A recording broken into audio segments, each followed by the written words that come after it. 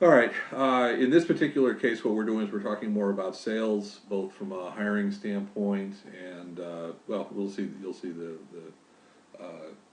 agenda.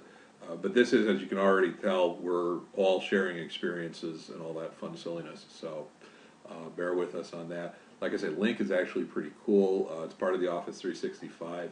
We use it a lot for just both internal purposes and for communicating with customers and all that good fun silliness. So enough on that. Question: Yep. is Link available outside of the Office 365? Is Yeah. it on the Action Pack? I don't know if it's part of the Action Pack or not, because the Action Pack is, if it, let me put it this way, a company can install it just like Office Live Communicator. They can install it in their facility. It's a pain. It's a pain to set up, install, configure, all that good fun stuff. Uh, it really wasn't that difficult for us to get signed up as a Microsoft partner for Link and Office 365 and all that fun silliness. If anyone is looking to make a ton of money off of it, forget it. You won't. But it has opened doors in a number of cases for us in terms of leading us into additional opportunities for customers. We've probably done about 15 or so clients with BPOS and Office 365 and all that kind of silliness. Anyway, if anybody wants to talk about that offline, feel free to ping me on it. It's actually a pretty appropriate conversation, though, because lead-in products that lead to sales are Oh, very yeah. near and dear to my business plan this year. Case in point, we have seen the bottom drop out of the managed services industry, whether we like it or not. And the price per desktop is $3 a month from Kaseya Almighty. And I can't speak for the other folks, but here I was going along trying to sell it at $12 a month, and just for the agent monitoring only. And so we dropped the bottom out of our price too, and we're down and dirty. If you got 100 clients, then we'll match Kaseya head on and match India head on, and then that leads us to the other business that's unrelated to managed services, Mhm. like the wiring job or the new server or whatever it is that we harvest from those accounts where we've got a lead-in product. So don't kid yourself about lead-in products. It's a very appropriate conversation. Oh, yeah. No, I agree. Good point. Okay, so audio over computer only. So sorry if that's the case. We actually did a bit.ly to the Link client. Oh, me telling you that right now, if you can't hear me, what's the point? Again, want to be real clear. Everybody here, nobody's selling anything, so don't sell. Good. What are you doing? Joining, being respectful of others. Some people, Jim, looking at you, sharing experience, and of course laughing at my jokes because they are indeed funny. What did you call me? Which time? Okay, from our perspective, same thing. We started in 2007, MSP from the beginning, all about the customer. My background's maybe a little bit different. I was a CIO of an $80 million company for about 13 years. Been a consultant for many years, many lives. So I can see just about. I've sat in everybody's chair from the IT standpoint. Right now, there's myself, full-time salesperson, 3 full-time techs, 2 part-time techs, 1 part-time person on marketing. I'm now at the point where I'm 30% tech, 70% business. That was 100% reversed 3 years ago. So it's fun. Good. Okay. And all right. One of the topics just got added, and that was first hire. What boots do you fill? But do you need a salesperson? Abdication versus delegation, sales process, and pipeline. Those are the 5 topics that we've got right now. And as we go on, feel free to add more to it. Just notice. By the way, if someone is muted, I'm unmuting microphones as I see them. If you want to be unmuted, just drop me a chat or something. Uh, Jeff, not many people can sign in a chat window. But okay, cool. Um, the one that was added was this first hire. What boots do you fill first? And I apologize. Who was the person who added that? Who had that question? What was the question? I missed that. What you just said. Who was the person who brought up the first hire question? Chris? Chris, yeah. Yeah, Chris. Why don't you go into that a little bit again? Let's get some opinions from people. Yeah, so for me, I'm a small one-man shop. I've got my wife handling some of the admin stuff behind the scenes, and I've got some part-time techs that help for the bigger projects. But we're getting enough business now where I'm trying to make that decision on what is going to be the best first hire. You could argue that an admin could be good to help with some of the additional back office to be doing the phones instead of outsourcing some of the calling stuff like we were talking about before. They can handle some of the billing, and maybe if I get lucky, some of the first level help desk, get tickets logged, and maybe some of the really basic calls that I'm dealing with on a regular basis. The other argument could be hire a tech to help with the existing workload. That also brings more administrative pain as well. And then my other thought is you could hire a sales rep, but that also brings the need for additional admins and additional techs eventually. So I'm just trying to figure out, for you guys that have been successful and have grown your business, what is the best, what did you guys do first? I'm leaning more towards a tech first, I think, because that's my immediate need. But the reality is I need to get out from being a tech myself and be doing business development and sales and growing my business, working on my business versus in my business. Okay, cool. Anybody have thoughts for that? Well, it sounds to me like you're going to be the salesperson and you're going to hire a tech, and that would work out real well. Yeah, but I'm not a sales guy.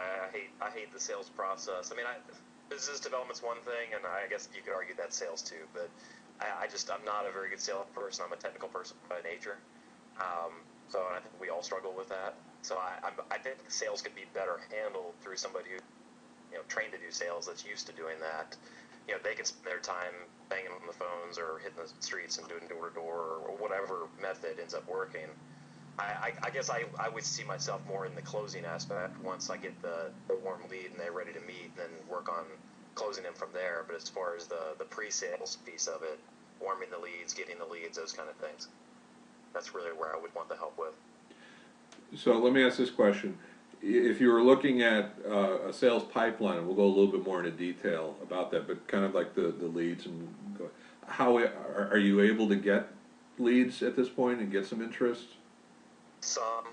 We've been very limited. I have to say I'm at fault. I've kind of gotten into a kind of stagnant position where I'm happy with where I'm at, or was happy with where I was at in the business and paying the bills, and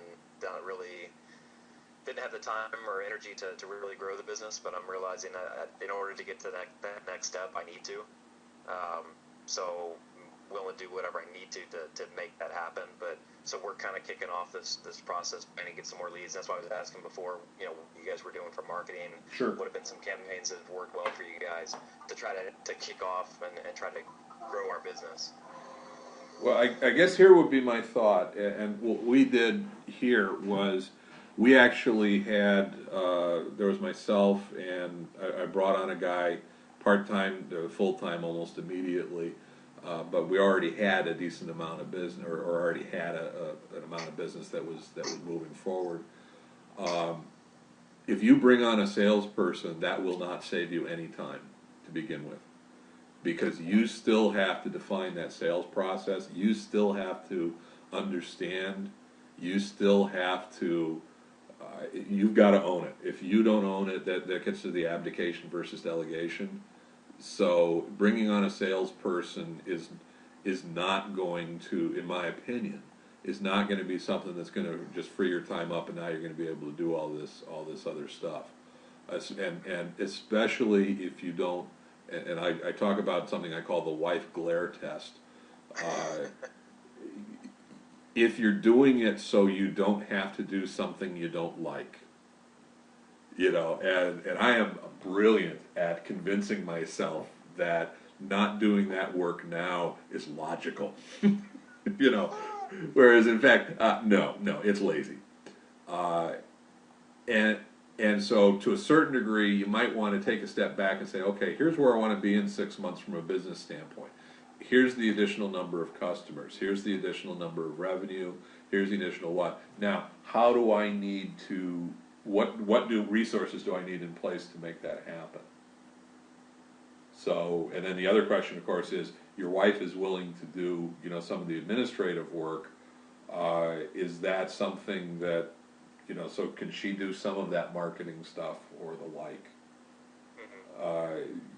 I mean, to me, it's, and this is something we're still digging into. In fact, I met with my sales guy this morning. We were kind of going over preliminary 2012 plans, and I'm changing a lot of what we did in 2011 to 2012 because of the growth and the repositioning in 2012. But what we did in 2011 for the most part worked, so there's a lot of replication there, but it's getting that process down, which is not necessarily related to people, if that makes sense.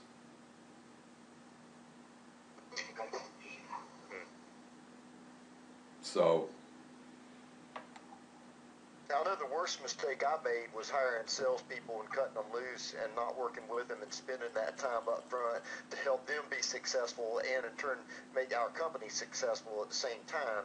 I think you're spot on, Bob, as far as it's going to not save you any time to hire a salesperson. It might increase the amount of time that you have to spend, and then once you spend that time, you're probably going to reap the rewards. yeah, and actually, Paul, thanks for over in the chat window. Paul posted a link to an article. It was actually pretty good. I read that article. It was posted elsewhere in the group about hiring your first salesperson. I think there's value there.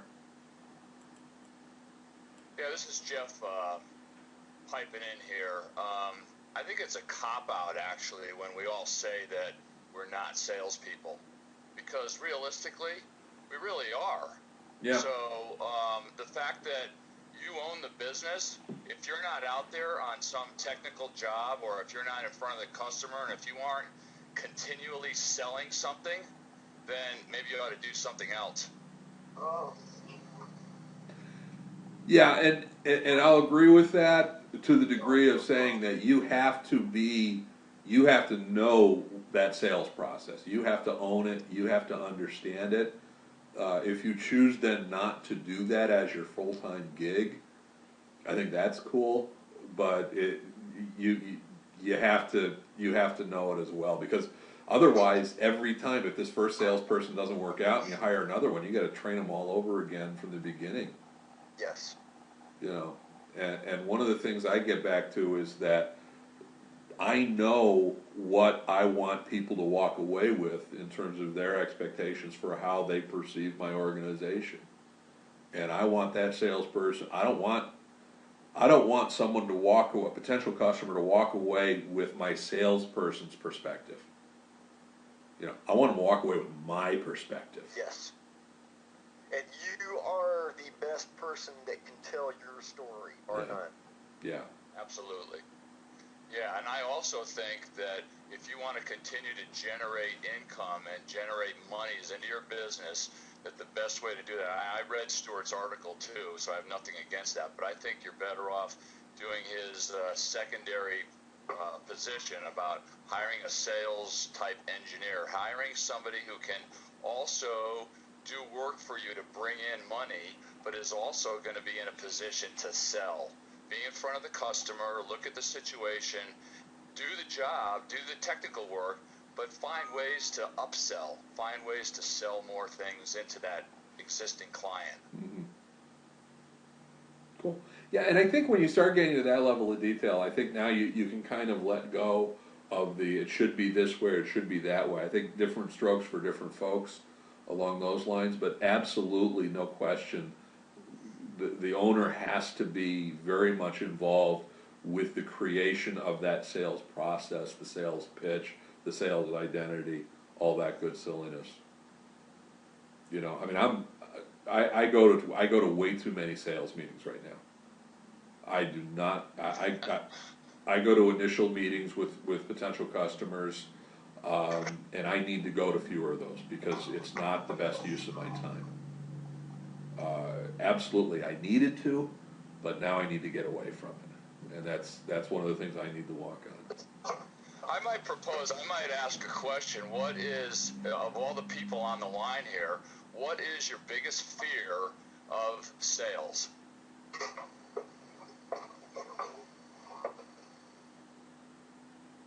Okay, anybody want to pipe in on that one?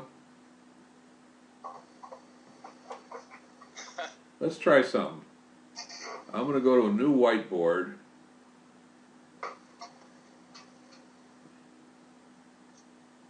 And if this works, everybody can type in whatever they want to onto this screen.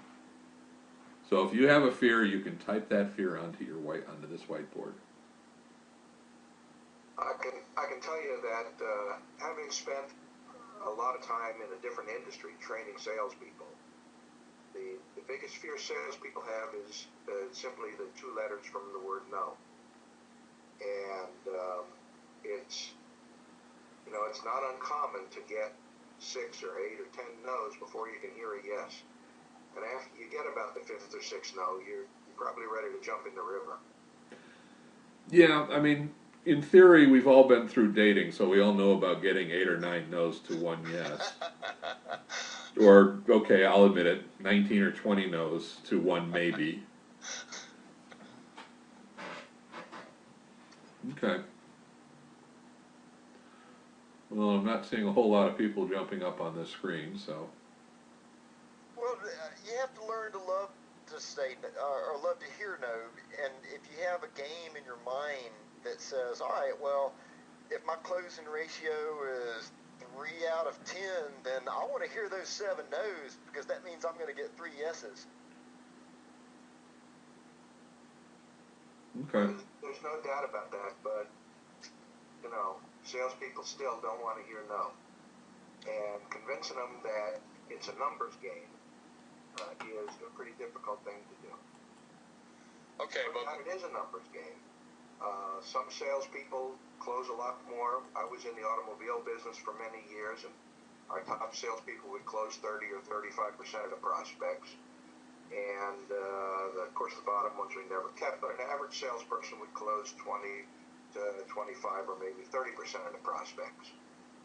So, the average guys always just felt they were average and never got to feel very good about themselves.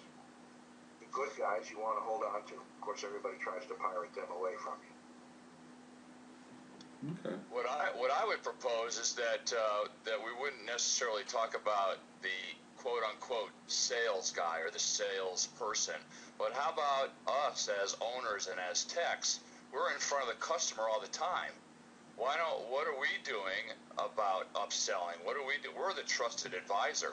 We should be in there. If we're in there doing some kind of a tech job, why don't, before we leave, offer some kind of a sales process in there? Start incorporating that in there. Well, and that gets into the sales process, which I want to talk about a little bit later on, because you can make that point. That should be true for all technicians, but you can also make the point of when someone's there to do technical work, the customer wants them to just do the technical work and be done, and then you get into the quarterly review meetings and all that good fun stuff, all of which are legitimate. But I think the key thing is for the organization to have a methodology behind that.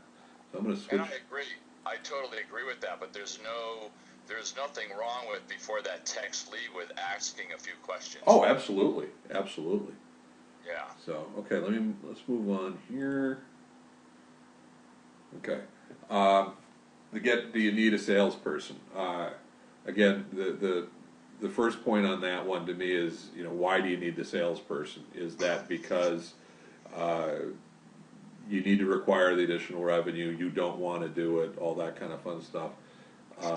The wife glare that's basically when I tell my wife, hey, I've got this great idea, I'm going to spend a lot more money, and she glares at me.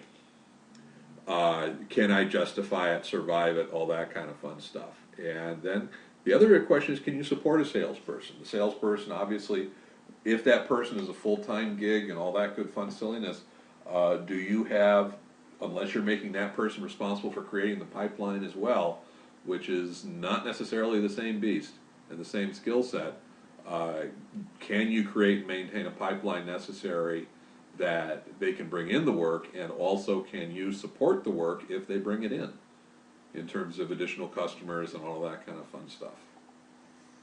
So I throw that open to the group. Well, for me, the most difficult situation is finding prospects to talk to. When the work comes in, being able to get that work handled is a pretty happy problem to have. Yes. Oh, yeah.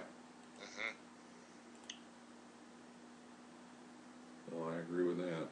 I've hired a company to make outbound telemarketing calls for me, and I wouldn't call it a raging success.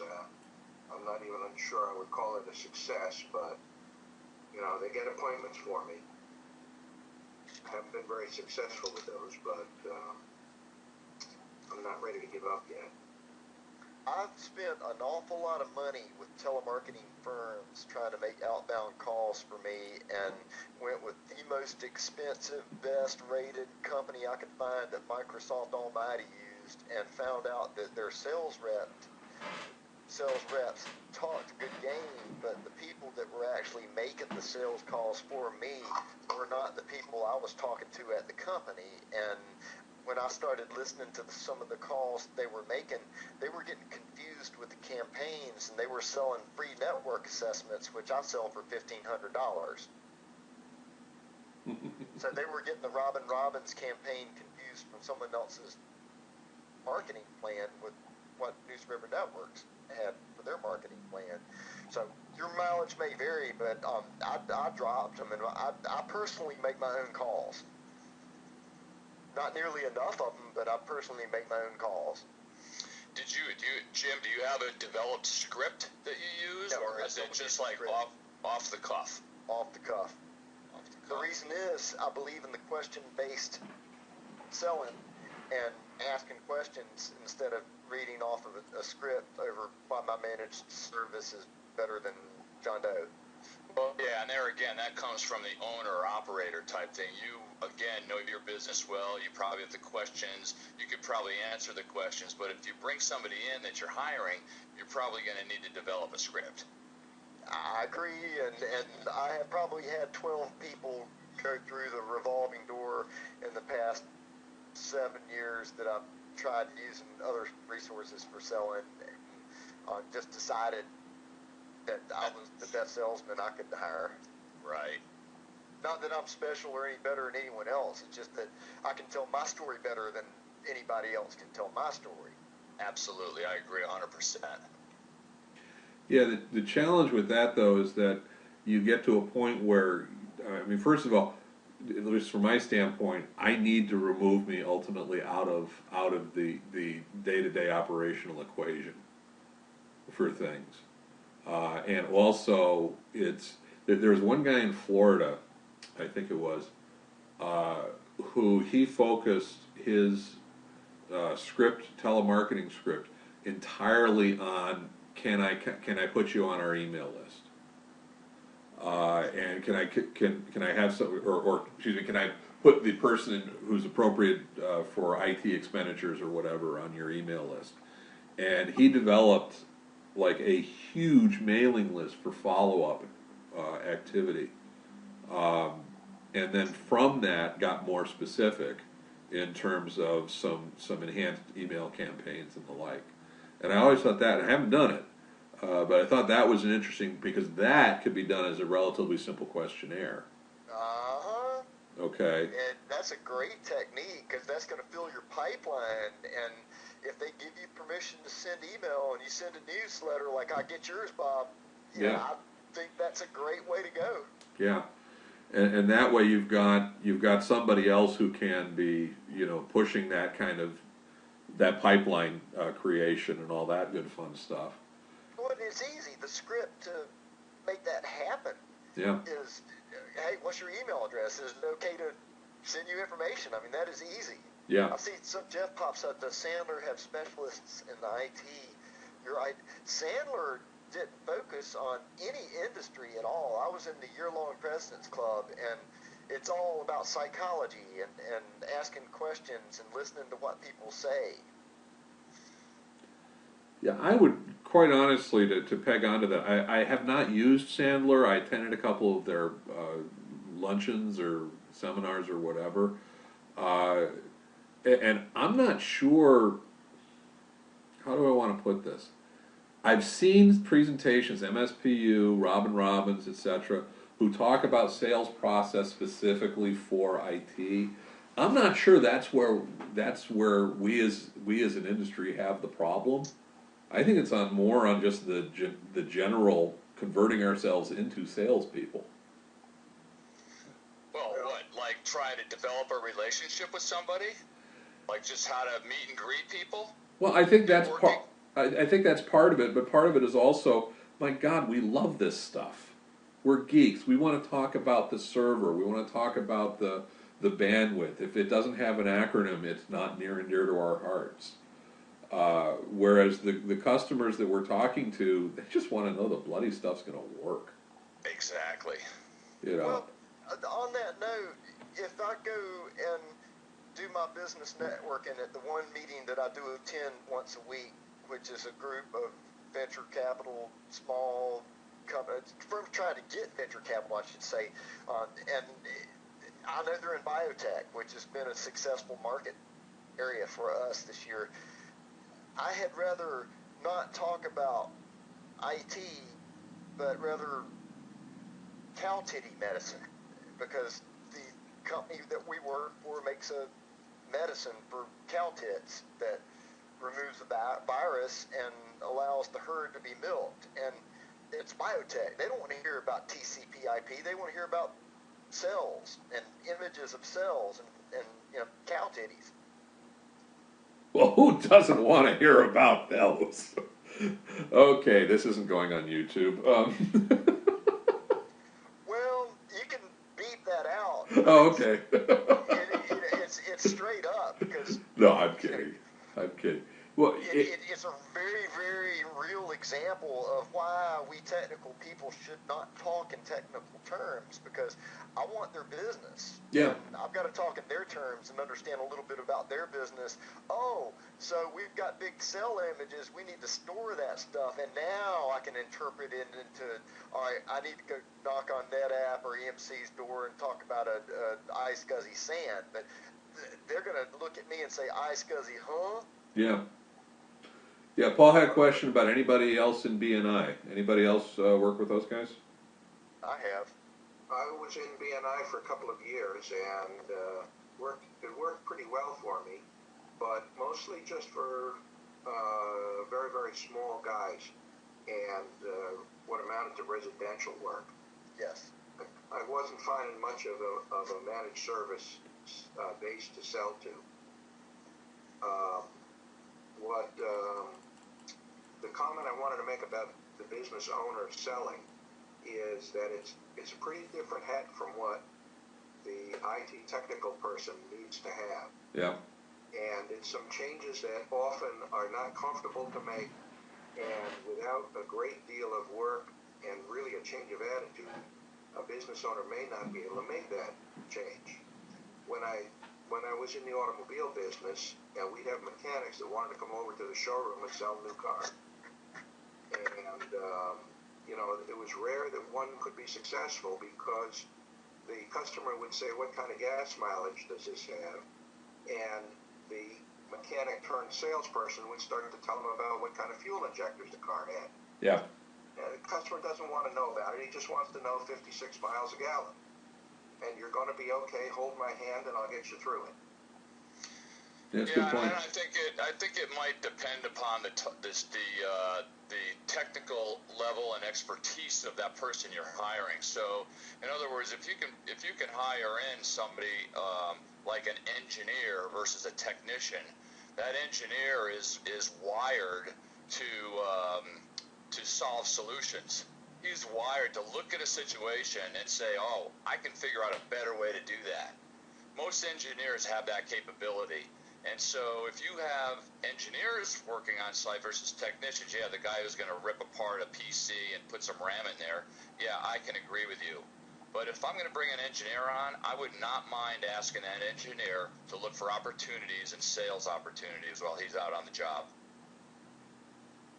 Well, I'm sure the engineer would give you a positive answer to that, and would, but again, it's going to depend on the engineer. There are many with a kind of view that makes a good salesperson, but many say, here, I'm here to fix the widget, just show me the widget. If you want to buy a what's this, we'll have somebody call you about the what's this. Yeah. You know, there's a definite mindset to being more successful in sales. Not that anybody without that mindset can't do it, but the more successful guys are going to have a sales mindset. Now, don't get me wrong. I'm not saying to replace these guys. I'm just trying to form a bridge for us companies that don't have a lot of people right now, and trying to form a bridge to get to from an IT shop to a sales organization. Because realistically, the thing that's going to propel you into the managed services ionosphere is turning yourself from an IT shop into a sales organization. And just to bridge that that chasm, let's say, I'm just offering a way to do that. Yeah, I think there's no question that we all have to look for opportunities to service the client during all visits of the client, and if those involve sales and additional sales opportunities, that's great. One thing I want to get back a little bit to the couple comments about BNI. BNI, for those of you who are not familiar with it, a lot of those networking organizations is, and pardon my French, a bunch of guys and gals who get together and swap business leads to each other. There's other manifestations of them and all, but there's a lot of that involved. My issue with that has been, and there's already a couple of comments there about the quality or the type of folks who are on those. My issue with that is that if my customers had even the slightest thought that I was giving their names out as possible leads, they'd hoist me up high and dry, and I deserve it. The other issue is that just because they're in the same BNI as I am, it means absolutely nothing in terms of whether they're good at what they do. Right. And so for me to make any kind of reference to them or referral to them, I'm very, very nervous about that. So, are there any good peer groups? I mean, I'm aware of HG and some of the other ones, but are there any good peer groups for smaller companies, one-man shops, two-man shops? Are you talking about local? Either local, regional, or even kind of like what we're doing right now. I mean, if this was a regular thing, this would be awesome, but... Can I comment? Yeah, comment, whoever wanted to. I made one. Yeah. And I had been in a Raleigh Chamber of Commerce CEO roundtable, the Capital City Club, New Business Development Group, the Tom, Dick, and Harry Organization of the World, BNI, Triangle Business, all these things. And some of the hand-picked friends that I liked from those groups meet for lunch once a month. We're meeting tomorrow, Monday, and one of them is a person with an MBA that teaches as an adjunct professor at Duke University in the business school. The other is an MBA from Northwestern University that was my Sandler sales instructor. And there's another gentleman that's a fellow volunteer at IEEE that's an engineer, as am I, and we have 3 to 6 people meet once a month, and usually the topic revolves around sales and marketing, because that's near and dear to any successful business. Not that mine's super successful. No, we almost hit the wall earlier this year, but we are having a great bit of success since May.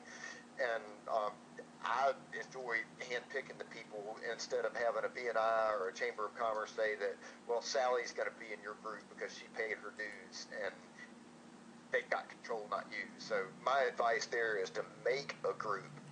Well, I'm even thinking peer groups within the IT industry, within the managed service space, so that, where you can bounce ideas. And like, when you go to IT Nation or any of the other conferences, it's always great to be able to meet people, see what's been successful for them, what campaigns work, what hasn't. The people that is, especially the guys that are bigger than you that have already been in your footsteps before. I'm just trying to find a good peer group, even within the managed service space, that, where I can bounce some ideas back and forth. You're in it right now. Okay. Yeah, just to let you know too, HTG in their, I'm a part of that, and in their 2012 plans, they used to have what's called online groups, and they're gonna rejuvenate that in 2012 and open that up for the 0 to 5 employees, less than $500,000 type thing. So there is going to be an opportunity to get into a situation, much like we're doing. I mean, this was just impromptu on the list, but you're going to have a group that you're going to be participating in that's going to meet regularly, and then I think they're going to have a once-a-year type meeting where they meet in Dallas or something for a summit, and you'll be able to meet all the other higher-end HTG group members, and then all the online groups will be meeting as well. Yeah, I'll throw a couple things out here. Number one is absolutely what Jim was saying as far as make your own. We put together a group of about 4 or 5 different vendors, and we literally called them Super Friends, which was probably a bad choice. But what we did was we got together about once a month, and but the whole idea was, let's market, let's do some things together, let's find some ways. And these were companies that we just had some success with, whether they worked with us on a project or they did whatever, and we said, hey, you want to let's do a co-presentation at one of our luncheon hours. Okay, fine, no big deal. Hey, why don't you write an article for our blog? Why don't you do this? And just look for some real low-hanging fruit that could be some cross-pollination. Because one of the things that my concern has always been has been this, hey, let's all get together and network. And networking ends up being, you got any customers? No. You got any customers? No. You got any customers? No. And it ends up just being, it just doesn't do any good, relatively speaking. The other thing I'll point out as far as chambers go, we deal with chambers very aggressively. We do 2 things. We belong to, I think, 4 chambers now, and it's definitely gotten us business. But we do one of 2 things, and this is it. Number one is my sales guy, John, will go to some networking meetings, probably about 1, maybe 2 a month, and just do the traditional walking around, all that kind of thing. The only time I will go to a chamber meeting is if I'm the speaker. And we go up and we say, we want to talk. We want to be the speaker. But it's hard to get in because it's such a inbred, gotta know someone circle that I worked the Raleigh Chamber of Commerce really hard for many years and just found out that you don't get in unless you pay big bucks to have a board seat. Right, I agree. Same thing happened to me. I tried. We have like 3 or 4 Chamber of Commerces around here where I live in San Diego, and it's just like, it's the good old boy network. Yes. Yep. Same thing here in Dallas. Same thing. Well, what we did was we ended up going after the smaller suburban chambers. We're not going after the big puppies. Ah. Okay? Because the big puppies are exactly that. Well, we're not a big puppy. We're not pretending to be. Why would I mean, I would love to speak in front of, a 200-person meeting or whatever, but it's not, relatively speaking, it's not going to happen. So what I'll do is, we're smack dab between Cleveland and Akron, and we've got, and these are suburbs that have a fair amount of manufacturing base, fair amount of healthcare, all that kind of good stuff, so they're not residential areas for the most part. And we will go and we'll speak to about 2 or 3 of them. Now, is that it's not as effective as speaking to the big ones. It's also not as expensive. And so we speak probably at about 4 chamber meetings a year. And again, it's a positioning. It's a, yes, we're experts. And I want that to be just as important to people who don't go to the meeting as it is to people who do. You know, and so we take advantage of that. And it's worked. You know, I can definitely show numbers as far as either potential or clients we actually turn, or leads we turned into clients. We've definitely had that success. So I had that success with speaking through volunteering with IEEE, the Institute of Electrical and Electronics Engineers, and went to the North Carolina Biotechnology Center and formed an intellectual exchange group that's more focused on electronic health records and medical electronics than anything else. But by virtue of having a meeting and kicking it off with a good keynote and being one of the sponsors, which, you know, I paid $200, which is not a whole lot of money considering it's a quarterly meeting. I got business. yeah, I got big business from it. I met the contact for the companies responsible for 30% of our growth this year at that meeting. yeah, yeah. We have a similar situation here. I'm in the DC area, and actually on the board of one of the smaller chambers here, the Central Fairfax Chamber of Commerce. We have about 300 or 400 members. The other chamber here in Northern Virginia is the Fairfax County Chamber of Commerce. But if I were to go to one of those meetings, I'm elbow to elbow with guys from General Dynamics, Boeing, Lockheed. The people who are attending that meeting are just not the kind of people that I'm going to have any luck with in selling. I'm not going to be able to walk into Lockheed Right. and offer them IT services. So, you know, the smaller chambers, I agree, are a great place for. They're working well for me. Yeah. BNI, if you're in a more of a break-fix model, BNI I think is a good situation for you. You don't have to recommend everybody that's in your BNI group, just the ones that you have faith in. And of course, it varies a lot from group to group, but I would not give someone the name of a prospect until I had talked to that prospect and say, hey, would you like to talk to a commercial real estate guy? Yeah. Or, you know, and then, you know, we all have our little business card wallet with us. So I'd say, here's the guy's card. Give him a call if you're interested.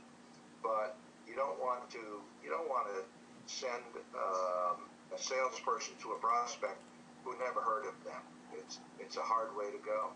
Well, I did that with a customer, and the customer was a dear friend of mine and referred to it as sicking the dogs on her.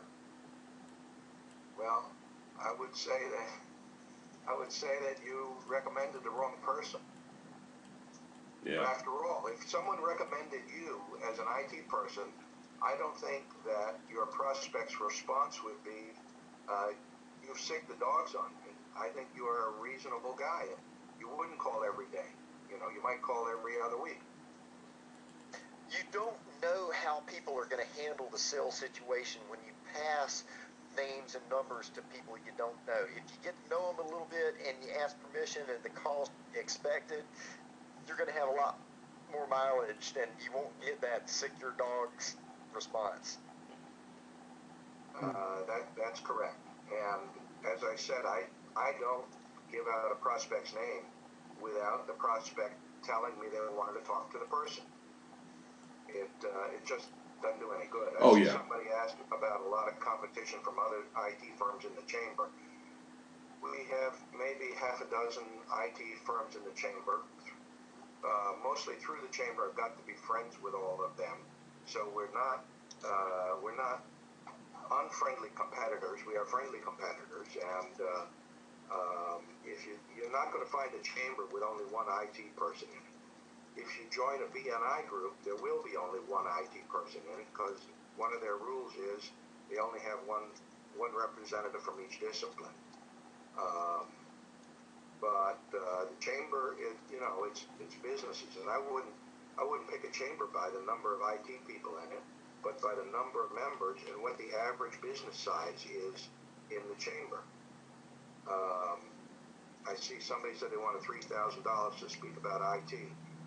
Our chamber, if you're a member of the chamber, which, for a 1 or 2 person business is about $200 or $300 a year, and you want to do a lunch and learn kind of thing, I don't think we have any charge for it. But, it may be that you have to rent someplace to talk, or if you don't have an office to bring them, something like that. So. Yeah, I think on that one you need to. Your mileage may vary. I do suggest, like any other organization, you check it out before you start investing any kind of real time or money resource into it. I agree with what you're saying as far as if a chamber has half a dozen IT members. First of all, probably 4 to 6 of them are not doing anything with the chamber. They're not necessarily active. Right, and the other 2 don't have salespeople, or an owner with a sales mindset. Yeah. So they go for the hors d'oeuvres. Yeah. Jack all trades guys that are mainly web developers that we dabble in IT as well. Yeah. We don't have any really, at least here, we don't have any big managed service groups. So yeah, the one thing that we do is whenever we're at these chambers or whatever, we are all about what can we tell you, what can we, how can we help you? If anybody has a question, we're there with an opinion, with a solution. If anybody has an issue, or we want to be helpful, friendly, approachable, all that good stuff. Because there's so many stereotypes, or so many companies that live up to the stereotype of these IT guys are really they might know what they're doing, but they're jerks. So I got a question for you, and this is one that I brought up during one of the meetings. How do you guys position yourselves against all your other competition? Because I guess the question that came out at IT Nation is we all are doing the same marketing. We all have the same. We've all used the same Robbins, MSPU. We're all speaking the same thing when approaching the clients. And we're all, when I go to our clients and say, okay, why did you pick us? Or what is the biggest thing that you like about us as your IT company? Typically, the responses I get back is, well, you answer my phone calls, you always fix it right the first time, you're not having to get called back. All the standard things that are really considered standard things that every IT company should be doing. So that's not really your statement or your value statement that you bring, because everybody should be bringing that same thing. So how do you guys position yourselves against everyone else when everybody's got a sucky IT guy? How do you put your money where your mouth is, or however you want to say it? How do you guys prove to them you are the best solution for them, and that you really will do what everybody else is saying but never does? Does that make sense? Oh yeah, absolutely. I would I like that, Paul. Nice. I would say the first thing is that I point out is every salesperson is going to tell you how much they care about you. Oh yeah, it's the same deal when we get vendors that are trying to sell us on RMM or PSA or whatever. So we do a couple of things. We say, number one, here's our client list. Call them. And so here's, we can give you 20 or 30 customers, however many are your size, whatever. You call them and ask them why they're staying with us. And the other thing is I can tell them is we have, in our particular case, we have 30-day out. If they don't like us, they can drop us at any point in time, so it's not long term. And as I pointed out, in 2010, we lost 3 clients. By 2011, we'd gotten 2 of them back, and the third one went out of business. In 2011, we haven't lost any clients. Now, we can talk all we want to about how important customer service is. We can talk all we want to about how everybody's trying to do the same thing, but that's customer satisfaction. So That's great. But I guess the challenge is how do you convey that to them, and how do you get them on board with the idea? Because everybody's been screwed by their IT guy. They've all got sucky IT guys. They're just thinking you're just the next one that they're going to be going through. Well, again, our point is that if we were sucky IT guys, we would be losing clients. Go call our clients. So because That's a powerful message. Because every one of my competition is going to be sitting there saying how wonderful they are. They're going to say the same things in terms of promises. So if that's a concern, and it sounds like it is, again, paraphrasing to what I would say to a customer, instead of me making you promises, I would like you to call some of the customers that we have and ask them why they're staying with us. Because everything else I say is promises. Yeah. And that's been the challenge that I've been trying to figure out is what is a good, because when you're trying to do your marketing campaigns and all that, if you're face to face, I think that's a little bit easier to sell. But when you're trying to do telemarketing campaigns, if you're trying to do newsletters or postcards or Robin Robbins letters or whatever, everybody's saying the same dribble. So what is your true differentiation More about sales.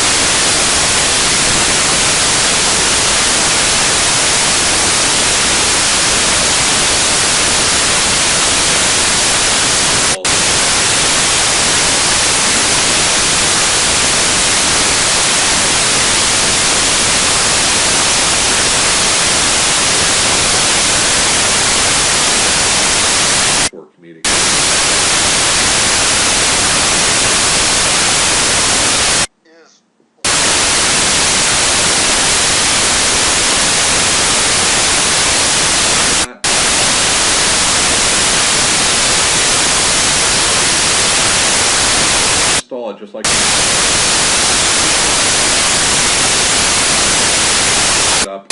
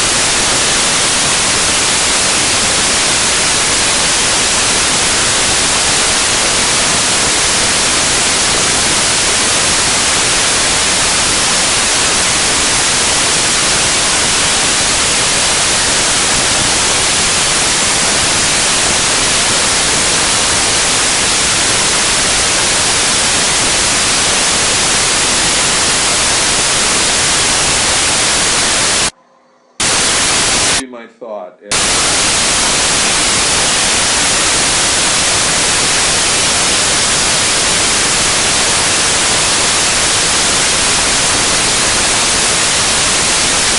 Already had.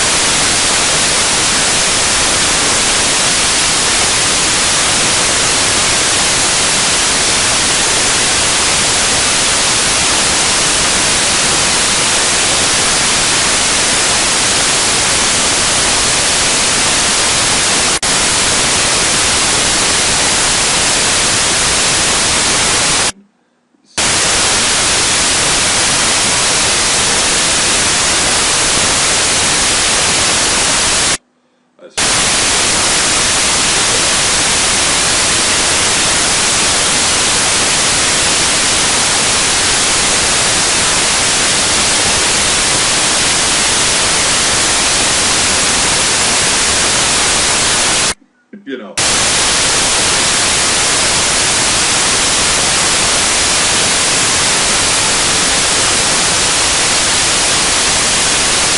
Number of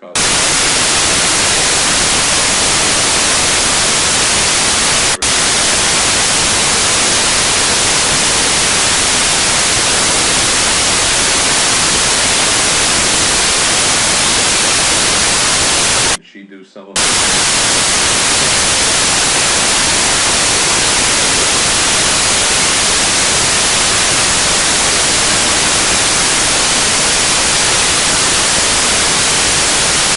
I'm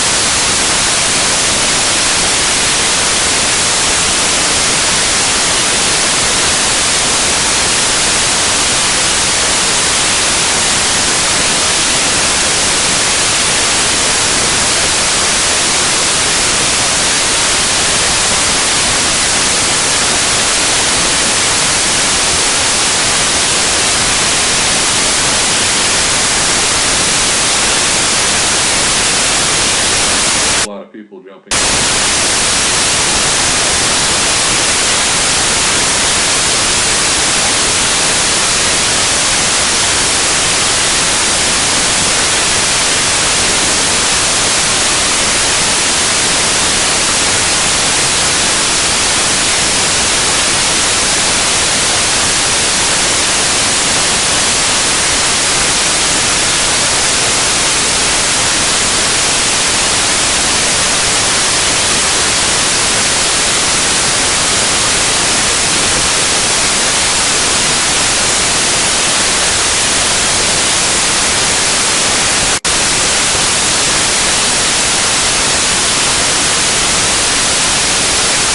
Salespeople,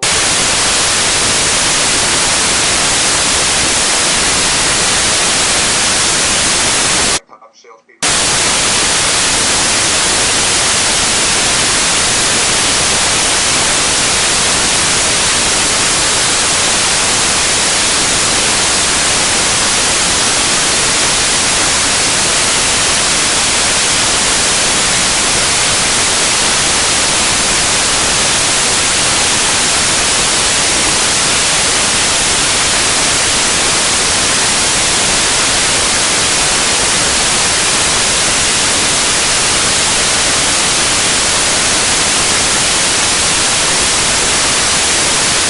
Really talk about the quote unquote.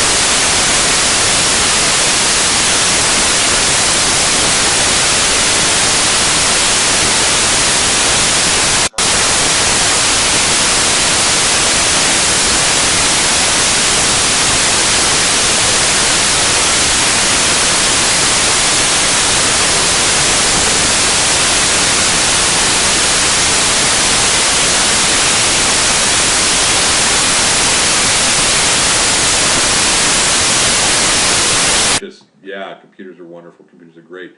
And from a business perspective, not necessarily just the technology stuff, we also want them to know that we're willing to share. If we know something, we're going to talk, we'll tell you about it, we'll share it, we're not going to hide. This particularly comes into play with, we have some companies who have a person on staff that does IT work, but they're either overwhelmed or there are things that that person doesn't know that would need some additional help. In which case this works. And we also, as dumb as this sounds, these guys are fun. I'm actually dead serious about that. We want people to think that it's actually borderline enjoyable dealing with us. Bob, you're hitting on something. My dad ran a successful janitorial service, and don't laugh, it's a clean business.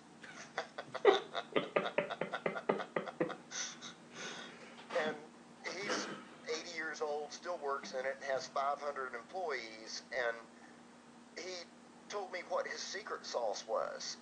And it's how he treats people. Yeah. And these guys are fun, says it all. If you go around acting mean and nasty, and I have a hard time with that. I'm a little bit on the mean and nasty side. But if you go around acting mean and nasty, no one's going to want to hang around with you, and you will not be successful. I can guarantee. Yeah. If you enjoy your work at shows, it's going to be a sales magnet. Yep. Yeah, the other thing IT guys have, I think, is this like all-knowing righteous thing. You know, it's like, oh my gosh, who do you think you're talking to or asking? You know, I think the thing about these guys are willing to share. Man, that's huge. If I open up and tell my people, the more I tell them, the more they want to have me in their business. Yeah. So that is such a true statement. Yeah. Well, I'll even share with you something more personal. There's a client I have that she's a former colonel in the U.S. Army, and she was in Vietnam, and she's got breast cancer, and she's in a bad way, but she's got a nursing business, and I'd go over there and bring her coffee and talk to her about, I'm not even going to tell you what religion it is, but talk to her about religion and drink coffee with her, and she hasn't paid her bill yet. Actually, she has paid her bill and some of it, but part of that process is I stamp on my invoice. You don't have to pay unless you've got the means to pay, because she's in a bad way, Yeah. and and I mean that. And she's paid some of her bills, others she haven't. And you know, I really believe in spending that time with her as a friend, as opposed to what dollar I'm going to get out of it. Mm-hmm. No, absolutely. I mean, I think to a certain degree you have to take that. I don't want to say with a grain of salt, because we've got a couple of similar situations, but okay, how do we extend that kind of sharing, that gregariousness, that whatever, with just normal customers? You know, because if we basically have, pardon my French, and I'm gonna be brutal here on this one, so bear with me. If we have these couple of people over here that we treat really, really nicely so that the rest of the world can see we're real nice people, there are some people who are going to say, hey, wow, that's really cool, I want to do more business with them. But I think a lot of other people are going to go, well, that doesn't really help me much any. Whereas if we're basically sitting back going, hey, if you want to talk about what we did and why we did it, or we will talk to you till we're blue in the freaking face. Because that's geeks. My whole issue with geeks, in my opinion, has always been we have to be right. We don't have to be understood, but we have to be right. Well, you've got to have your product and service, Mm-hmm. and then the rest of it is how you get along with people. You've got to have your product, service, and price in line, Mm-hmm. and then the rest of it is how you treat people. Are these guys fun? And I would venture to say you're better off treating everybody nicely. Again, don't always do that, but I think you're better off trying as best as possible to be uniform. And I can't say I carry fresh donuts to every client we have, but if they're big enough, I try to spend some time with them, and even if they're not big enough, if they're still my client, I try to at least go by a visit and say hi, because there is just absolutely no replacement for that one-on-one human contact. Yep. No, I'd agree with that. Oh, let me see, what else? Again, measure. One thing that I think all of us should do is there should be a monthly report you guys put together that literally, and it can be just something as simple as this: how many people do you have in, and I'm just throwing out 5 buckets, it can be however you want to, in these categories, so that literally you've got your traditional line chart that shows month to month how these numbers are changing. And then what happens, and a lead is basically somebody who you've got some, there might be some potential business, not quite yet, but there might be opportunity. No, there is a need that you might be able to deal with. Proposal in process, that's where you've actually set a date, you've met with them, someone's doing a review, an audit, whatever.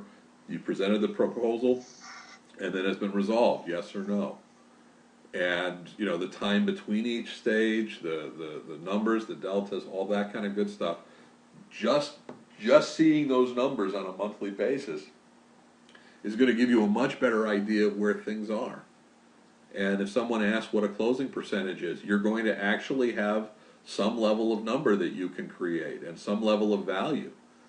You can add to it, what's the dollar value, what's blah, blah, blah, take it wherever you want to. But without some kind of monthly, here's where we were, here's where we are, here's the difference.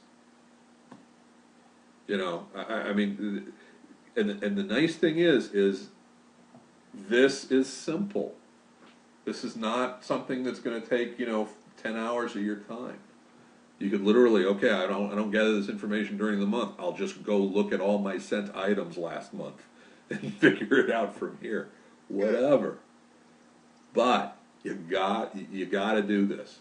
You've got to do this. Especially gets into the, well, okay, do I hire a salesperson? Do I hire a technician? Do I hire, office work, whatever? Well, what's this look like? What more do you need? There's some questions about, whether you use ConnectWise or whatever. We're an Autotask shop, and we tried to work with the CRM module and decided that the whole chewing on razor blades would probably be easier and more fun. it is not bad, but so again, we're a Microsoft partner, and because we're a cloud partner or whatever the heck it is, so we get a free subscription for CRM Online, the Microsoft CRM Online. So we've been using that a little bit more, and kind of making that transition, and that's helping a lot. But that's part of the salesman's job. In this particular case, for me, is he needs to generate this every month, and that's and I need to sit down with him then at the once I get the report and go over it, what's going on, good, bad, or indifferent. For my actual sales process, keeping up with names, addresses, phone numbers, and what to do, it probably wouldn't work for big companies, but for me, I use Microsoft Outlook with the contacts and the calendar, and I set alarms, and it syncs up with my Crackberry, so I've got my entire sales database with me, two-way wireless synchronization wherever I go. I used to use ACT for 10 years, and the synchronizing with ACT was just getting kludgy, and so I dumped it in favor of the Microsoft Outlook, and you know, the Outlook syncs with my laptop when I've got it, it syncs with my Crackberry when I've got it, so that's what I use. Yeah. I think whatever you use is fine, but you just gotta have something there. Gotta have something. You gotta have something. I mean, when I first did it for my dad's janitorial service, I had two decks of cards. One was alphabetical and one was by date. So it had identical information on each card, and I had two boxes, and you know, I went through those. Of course, this is back in the 80s. I was gonna say, I'm having library card catalog flashbacks on that one, dude. Well, and then I graduated to DBase 4 and oh, jeez. And I wrote my first CRM package, and of course this was before email was really in use. But see, sadly, I started programming on DBase 3, so. So you know what I'm talking about. Oh, and then some, dude, and then some. Also, I just threw this in here just to remind you. I mean, you've got to have, you know, if you hire a salesperson to do the whole thing, marketing, sales, processing, the whole 9 yards, I'm not sure you're going to get. I think it's going to be tough to get a winner in all categories. We have now.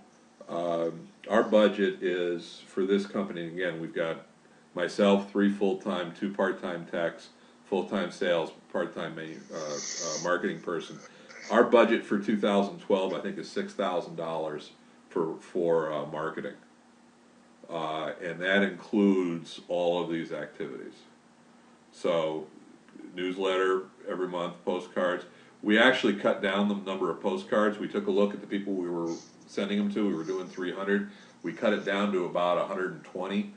We basically looked at people, and we've been sending for almost a year. We didn't hear anything from them. We sent them a last postcard saying, hey, we'd love to keep sending them to you, but we're not hearing from you. Let us know. And we dropped people who had been there for over, I think, 10 months or something like that. And now we're starting to build it up again. As we meet people, we add them to the postcard list. We do our luncheon hour again every month. That's been very successful for us. Our blog, Facebook, Twitter, LinkedIn. And YouTube actually has been more successful than I thought it was going to be. We've had actual people who have seen us on YouTube and contacted us, which I find bizarre. But we've got a budget. What's that? With Camtasia and a webcam, you can make some nice video. Absolutely. And do screenshots as well as have your picture on it. And by gosh, I'm all for that. And I'll probably go that direction as part of my 2012 business plan. Yep. Oh, absolutely. Absolutely. And there's more and more search engines are going to be are actually incorporate YouTube stuff and Facebook stuff and all that. So, you know.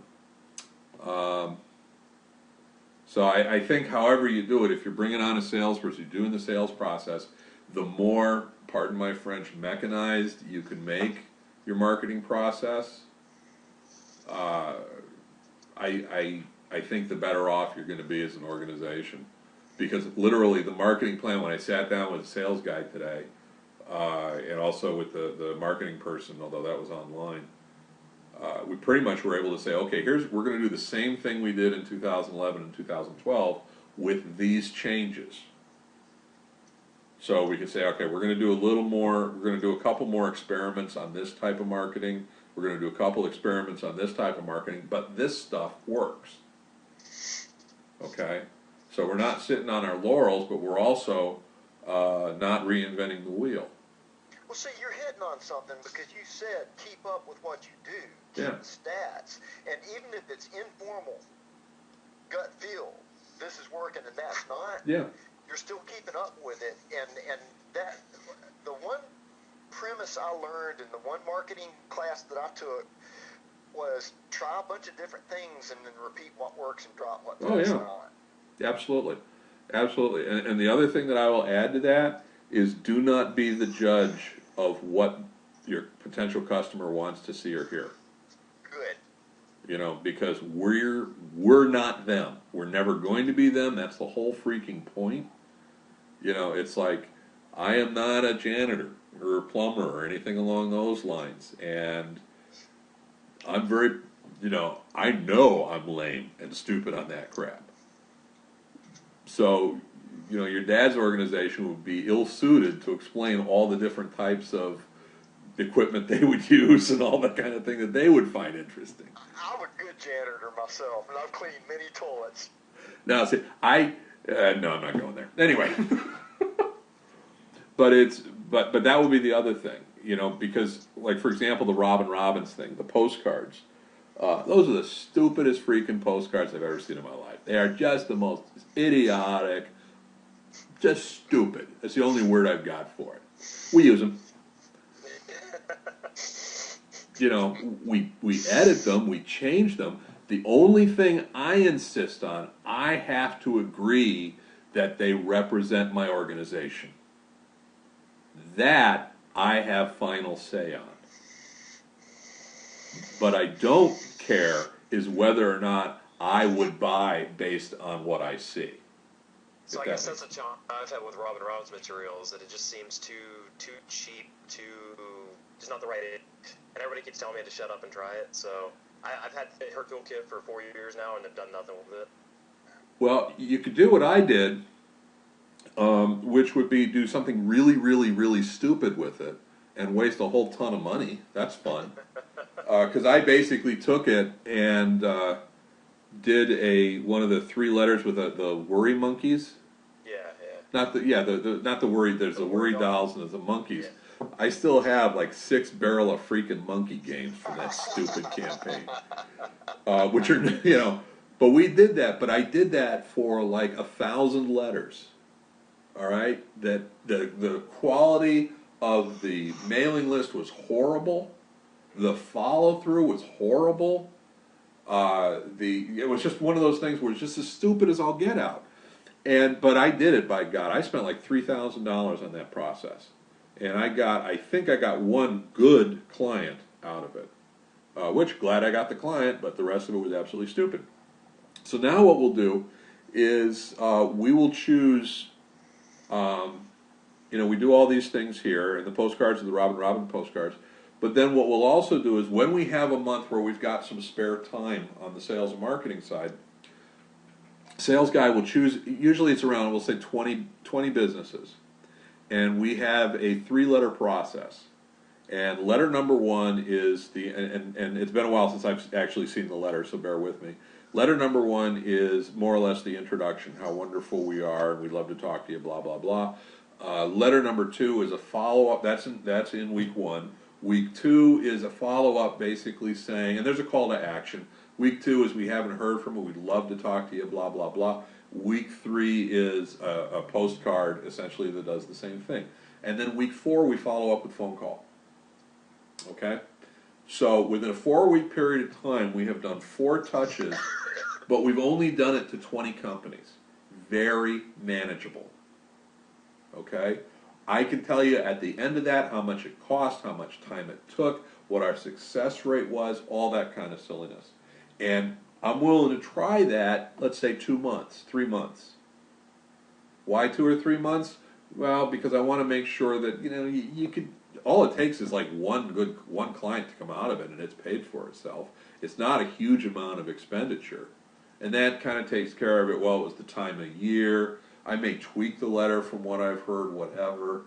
But then at the end of it, if it's not working, forget it. We're not doing it anymore. Good. Hey, gentlemen, enjoyed it very much. I'm going to go ahead and punch the clock. And Bob, thank you very much. Let me know, and I'll be more than happy to join you next time if at all possible. Cool. Y'all have a wonderful weekend. Take care, Jim. Thanks a lot for Yeah, coming. guy. You bet. Take it easy. Bye-bye. Good talk to you again. Bye. All right. God, I thought he'd never leave. Anywho, and actually, I mean, we are kind of wrapping up to, I think what might be, you know, this is kind of like the last points that I had anyway. It's one of those things where, again, at the end of the day, you're responsible for the success or failure of the process. And I get back to really, you got, whatever you're doing, you got to be able to measure it, and you've got to be able to repeat it, and have some goals and all that good fun silliness.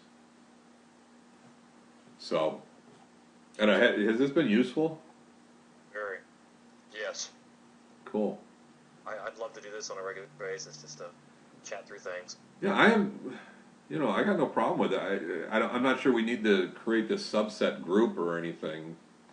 You know, as opposed to just say, hey, we'll just do this next month or whatever, and whoever shows up, shows up.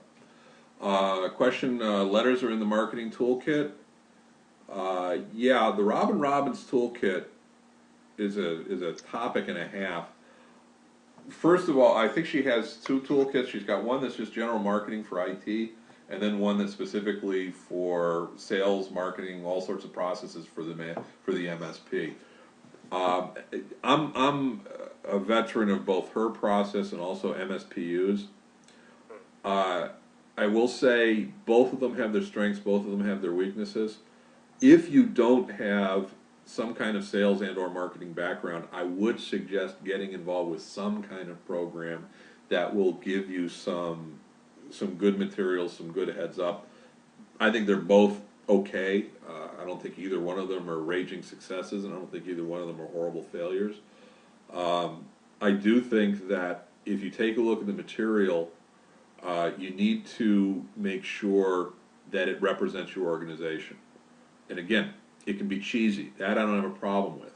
But it has to talk about things that you value in ways that you agree with. So the fact that you know that the postcard has a giraffe talking about not sticking your neck out for computer, that I don't have a problem with that, although I think it's stupid. I would have a problem though if the giraffe talked about, I don't know how you know, the technicians work on an hourly, you know, something that implied it was more break fix oriented, or how our technicians know everything because it makes them sound like they're better than you are. So yeah, I think the Robin Robbins stuff there, if you treat it as if it is God's 100% full truth, I think you'll be in trouble, quite honestly. So you can't even abdicate to a sales program, but it's decent. The world is thick with whether it be MSPU or Robin Robbins giving out free seminars or free intros or whatever. So I think those are all worthwhile. So any other questions anybody want to go over? Or So which campaigns do you guys mail? The MSP Blueprint one or the Technology Marketing Toolkit one? which campaigns? Yeah, which letters do you guys use? I don't know. I've got our Technology Marketing Toolkit, which is primarily driven towards looks like more break fix stuff, and I don't know if her managed service blueprint was a whole lot better, if it's worth looking at purchasing that or just adopting what I've got now. I think adopting. Let me put it this way: we don't take anybody's stuff right out of the gate. So, and I'll be honest, I have not seen the letter that we've been using for the latest things.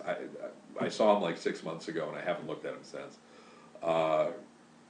But I think whatever the Worry Doll campaign was from Robin Robbins, and I'm not sure if that was a managed service or it ends up being a managed service because I know we made some modifications to it. Sounds like it's got some deep-rooted voodoo background of the Worry Doll. Well, I'm gonna poke this thing. Yeah, and I think to a certain, no, I think in the voodoo doll is not the Worry Doll. The Worry Doll is one of those you're supposed to rub it, kind of like those trolls. Oh, right. It's that kind of thing. But and the reason we went with that, dumb, stupid but true, is because we found them at a relatively low cost that were actually handmade by Guatemalan poor people, which sounds horrible, but the fact that we could Some say, third world country, yeah. but we could say it was actually made by third world people and all that kind of, just as a side note, but we like to try to make it sound like we care about those poor people, which we really don't, but we want to say we do. But we look for that as an angle, so that was one of the reasons we did that. But again, the whole idea is you just want to have some way of reaching out to a company saying, hey, you're interested in talking to them about IT services in a way that the communications can escalate, lead to a direct contact, and see where, if anywhere that goes. That leads a salesperson into an opportunity to just boom, talk right then and there. And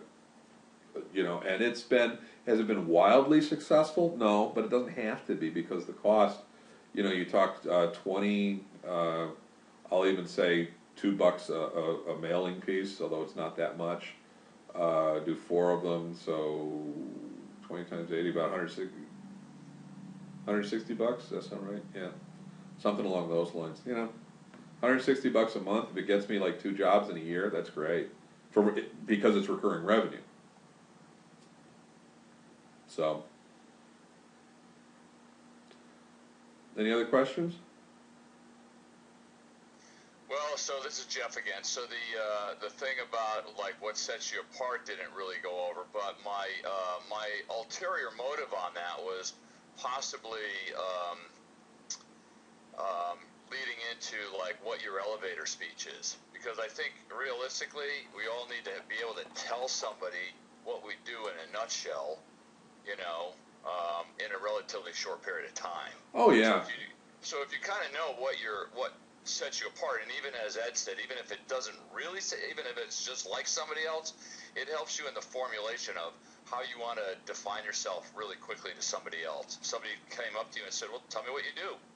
You're going to stumble over how you're going to present that to them, or are you going to have something very succinct and ready to flow off your lips to tell them exactly what you do? Yeah, and to some degree, I would get back to the ask your customers what you do. Then tailor that to again, so that it meets your expectations. But what do they think that you do for them?